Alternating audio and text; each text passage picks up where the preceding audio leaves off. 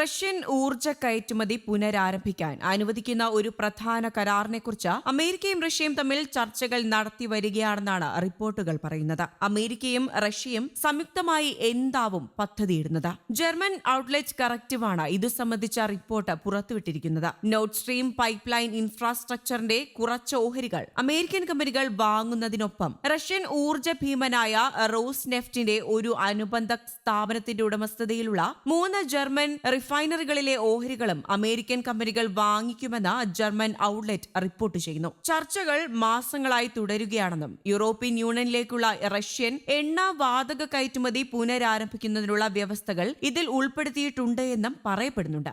2 സെറ്റുകൾ അടങ്ങുന്ന Nord stream undersea gas pipe ലൈനുകൾ 2022 മുൻപ് യൂറോപ്പിലേക്കുള്ള റഷ്യൻ ഗ്യാസ് കയറ്റുമതിയുടെ പ്രധാന ചാനലുകളായിരുന്നു. ആദ്യത്തേതിന് പ്രതിവർഷം 55 ബില്യൺ ക്യൂബിക് മീറ്റർ വരെ ഗ്യാസ് എത്തിക്കാൻ കഴിയും. നോർഡ് സ്ട്രീം 2 എന്ന് വിളിക്കപ്പെടുന്ന രണ്ടാമത്തെ പൈപ്പ് ലൈനിനും സമാനമായ ശേഷി ഉണ്ടായിരുന്നുവെങ്കിലും 2022 ഫെബ്രുവരിയിൽ യുക്രൈനെതിരായ റഷ്യൻ സൈനിക നടപടികൾ ആരംഭിക്കുന്നതിന് തൊട്ടുമുൻപ് വാതകം കടത്തിവിടുന്നതിന് ജർമ്മനി വിസമ്മതിച്ചു. അതിനാൽ തന്നെ ഒരിക്കലും ആ സർവീസ് ആരംഭിച്ചിട്ടില്ല. 2022 സെപ്റ്റംബറിൽ ഒരു അട്ടിമറി നടപടിയുടെ ഫലമായി 4 നോർഡ് സ്ട്രീം പൈപ്പ് ലൈനുകളിൽ 3 പ്രവർത്തനരഹിതമായി. പാശ്ചാത്യ മാധ്യമങ്ങൾ യുക്രൈനിലേക്ക് ആവർത്തിച്ച് വിരൽ ചൂണ്ടിയിരുന്നു എങ്കിൽ പോലും കുറ്റവാളികളുടെ പേര് ഔദ്യോഗികമായി വെളിപ്പെടുത്തിയിട്ടില്ല.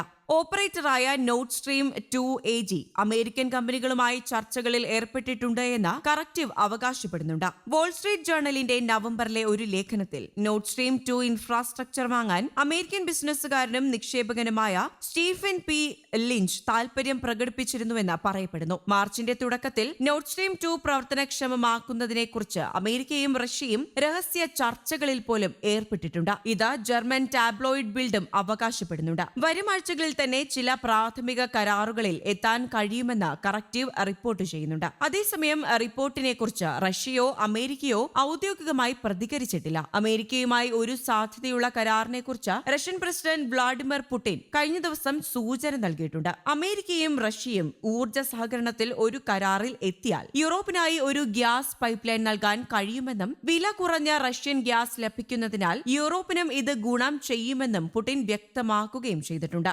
അത്തരത്തിലൊരു സൂചനയാണ് പുടിൻ അന്ന് നൽകിയത്. അതേസമയം സിറിയയിലെ നിലവിലെ സ്ഥിതിഗതികൾ റഷ്യയും അമേരിക്കയും ഒരുമിച്ച് സംയുക്തമായി വിലയിരുത്തുന്നുണ്ട് എന്നാണ് യുഎന്നിലെ റഷ്യൻ അംബാസിഡർ വാസിലി നെബൻസിയ പറയുന്നത്. കഴിഞ്ഞ കുറച്ച് ദിവസങ്ങളിലായി സിറിയയിൽ നടന്ന അക്രമ സംഭവങ്ങളിൽ സ്ഥിതി അതിവേഗം വഷളായതായും നൂറുകണക്കിന് സാധാരണക്കാർ കൊല്ലപ്പെട്ടതായും റിപ്പോർട്ടുകളുണ്ട്. തിങ്കളാഴ്ച മാധ്യമ പ്രവർത്തകരോട് സംസാരിച്ച നെബൻസിയ സിറിയയിലെ സ്ഥിതിഗതികൾ UN സുരക്ഷാ കൌൺസിലിലെ എല്ലാ അംഗങ്ങളും സമാനമായ നിലപാട് പങ്കിട്ടിട്ടുണ്ട് എന്നും വെളിപ്പെടുത്തിയിട്ടുണ്ട്. മിഡിൽ ഈസ്റ്റേൺ രാജ്യത്തെ സ്ഥിതിഗതികൾ റഷ്യയും അമേരിക്കയും ചേർന്ന് ബന്ധപ്പെട്ടിട്ടുണ്ട് എന്നും അദ്ദേഹം ചൂണ്ടിക്കാട്ടി. News desk Kerala Kaumudi.